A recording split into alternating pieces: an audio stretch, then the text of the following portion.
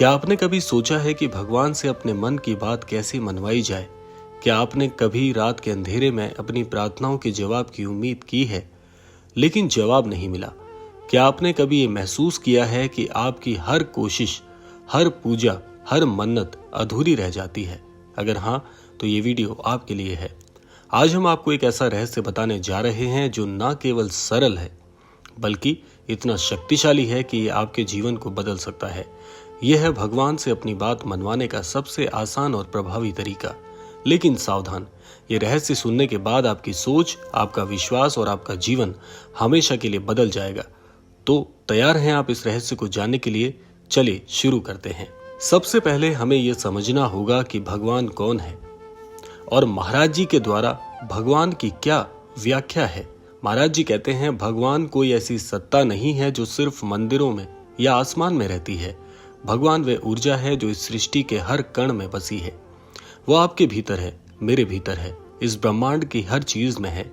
लेकिन फिर सवाल यह है कि अगर भगवान इतने करीब है तो हमारी बातें, हमारी प्रार्थनाएं उनके तक क्यों नहीं पहुंचती? इसका जवाब है हमारी सोच। महाराज जी कहते हैं, हम भगवान को एक ऐसी सत्ता मानते हैं जो हमसे बहुत दूर है। हम सोचते हैं कि भगवान तक पहुंचने के लिए हमें बड़े बड़े अनुष्ठान करने होंगे, मन्नतें मांगनी होगी या लंबी लंबी प्रार्थनाएं करनी होगी। लेकिन सच्चाई यह है कि भगवान को आपकी बात सुनने के लिए किसी बड़े अनुष्ठान की जरूरत नहीं है। भगवान को सिर्फ एक चीज चाहिए, आपका सच्चा हृदय। कई बार हम प्रार्थना तो करते हैं, लेकिन हमारे मन में विश्वास की कमी होने के चलते हम सोचते हैं पता नहीं भगवान मेरी बात सुनेंगे भी या नहीं। या फिर हम प्रार्थना के दौरान अपने मन को भटकने देते हैं। हम भगवान से कुछ मांगते हैं, लेकिन मन में डर, शंका और नकारात्मकता भरी होती है।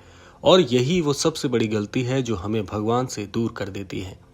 इसके लिए आपको एक कहानी के माध्यम से समझाने का प्रयास करते हैं, और इस कहानी को सुनने के बाद आपका भगवान पर से जो विश्वास है वो कई गुना और बढ़ जाएगा। ये कहानी है एक छोटे से गांव की, जहां एक गरीब किसान रहता था जिसका नाम था रघु।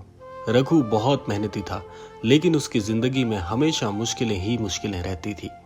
एक साल भयंकर सूखा पड़ा और रघु की सारी फसल बर्बाद हो गई। उसके पास अपने परिवार को खिलाने तक के लिए कुछ नहीं बचा था। रघु ने सुना था कि गांव के बाहर एक प्राचीन मंदिर है जहां भगवान शिव की मूर्ति है, और जो भी वहां सच्चे दिल से प्रार्थना करता है उसकी हर मुराद पूरी होती है। रघु ने सोचा, मैं भी वहां जाऊंगा और भगवान से अपने मन की बात मनवाऊंगा।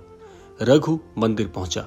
उसने भगवान शिव की मूर्ति के सामने सिर झुकाया और प्रार्थना शुरू कर दी। उसने कहा, हे भगवान, मेरे पास कुछ नहीं बचा है, मेरे बच्चे भूखे हैं, कृपया मेरी मदद करें। लेकिन कई घंटों तक प्रार्थना करने के बाद भी उसे कोई जवाब नहीं मिला। रघु निराश हो गया। उसने सोचा, शायद भगवान मुझ गरीब की बात क्यों सुनेंगे। लेकिन तभी मंदिर के पुजारी ने रघु को देखा और उससे कहा, रघु, तुम प्रार्थना तो कर रहे हो, लेकिन तुम्हारा मन शांत नहीं है। तुम्हारे मन में भय है, शंका है। भगवान तक अपनी बात पहुंचाने के लिए सबसे पहले अपने मन को शुद्ध करना होगा। रघु ने पुजारी की बात सुनी और उसने एक नया तरीका अपनाया। उसने अपने मन को शांत किया, सारी शंकाएं दूर की और फिर प्रार्थना शुरू की। इस बार उसने भगवान से कुछ नहीं मांगा। उसने सिर्फ कहा, हे भगवान, मैं अब आपके भरोसे हूं। मुझे जो मिलेगा वह आपकी कृपा से मिलेगा। मैं आपका धन्यवाद करता हूं। और फिर एक चमत्कार हुआ। रात को तेज बारिश हुई और रघु की बर्बाद फसल फिर से हरी भरी हो गई। रघु की जिंदगी बदल गई। लेकिन ये चमत्कार बारिश का नहीं था, ये चमत्कार था रघु के विश्वास का। रघु की कहानी से हमें एक बहुत बड़ा सबक मिलता है। भगवान से अपनी बात मनवाने का सबसे सरल और शक्तिशाली तरीका है विश्वास और कृतज्ञता। भगवान से कुछ मांगने से पहले आपको यह विश्वास करना होगा कि भगवान आपकी बात सुन रहे हैं। यह विश्वास ऐसा होना चाहिए जो आपके मन की हर शंका को मिटा दे। जब आप प्रार्थना करते हैं तो ये ना सोचें कि पता नहीं मेरी बात सुनी जाएगी या नहीं। इसकी बजाय ये सोचें कि मेरी बात भगवान तक पहुंच चुकी है और मुझे जो चाहिए वो मुझे जरूर मिलेगा। दूसरा कदम है कृतज्ञता। ये वो रहस्य है जो सबसे ज्यादा शक्तिशाली है। जब आप भगवान से कुछ मांगते हैं तो मांगने के तुरंत बाद धन्यवाद कहें। यह धन्यवाद इसलिए नहीं है कि आपको वो चीज मिल गई है, बल्कि इसलिए है कि आप ये मानते हैं कि भगवान ने आपकी बात सुन ली है। कृतज्ञता एक ऐसी ऊर्जा है जो आपके और भगवान के बीच एक सीधा, एक प्रत्यक्ष संबंध बनाती है। उदाहरण के लिए, अगर आप नौकरी की प्रार्थना करते हैं तो प्रार्थना के बाद ये ना सोचें कि पता नहीं नौकरी मिलेगी या नहीं। इसके बजाय प्रार्थना के बाद कहें, हे भगवान, मुझे ये नौकरी देने के लिए धन्यवाद। मैं जानता हूं कि आपने मेरी बात सुन ली है। तीसरा कदम है सकारात्मकता।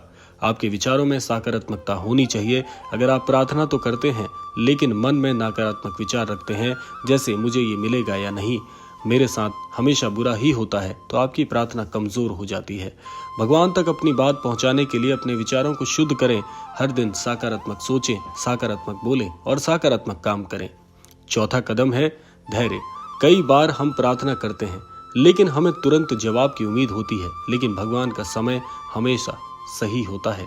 हो सकता है कि जो आप मांग रहे हैं वो आपको अभी ना मिले, लेकिन भगवान आपके लिए कुछ और बेहतर, कुछ और अद्भुत योजना बना रहे होते हैं। इसीलिए धैर्य रखें, विश्वास करें कि जो आपके लिए सबसे अच्छा है आपको मिलेगा भी वही।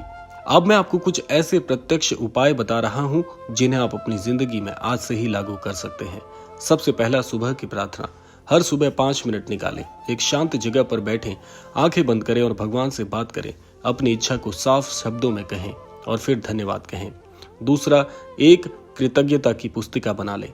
एक ऐसी पुस्तिका जिसमें आप हर दिन उन चीजों को लिखें जिनके लिए आप भगवान को धन्यवाद करना चाहते हैं। ये छोटी छोटी चीजें भी हो सकती हैं, जैसे आज मुझे अच्छा खाना मिला या आज मेरा दिन अच्छा बीता। तीसरा है सकारात्मक माहौल। अपने आसपास सकारात्मक लोगों को रखें, नकारात्मक बातें करने वालों से दूरी बनाएं। अपने घर में भक्ति भजन चलाएं और माहौल को बहुत ही शुद्ध रखें। चौथा है ध्यान।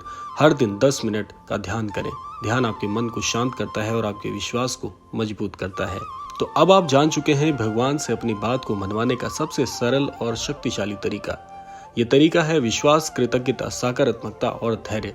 आज से ही इन तरीकों को अपनी जिंदगी में अपनाएं। भगवान से बात करें जैसे आप अपने सभी करीबी दोस्तों से बात करते हैं। उन पर भरोसा करें और उनकी कृपा के लिए धन्यवाद दें। मैं आपको विश्वास दिलाता हूं कि अगर आप इस रहस्य को सच्चे दिल से अपनाते हैं तो आपकी जिंदगी में चमत्कार जरूर होंगे। आशा करते हैं क्रमांक आप सबके लिए बहुत ही अद्भुत रहा होगा। इसी कामना के साथ अब विदा लेने का समय आता है। मिलते हैं अगले क्रमांक में, तब तक के लिए जय गुरुदेव।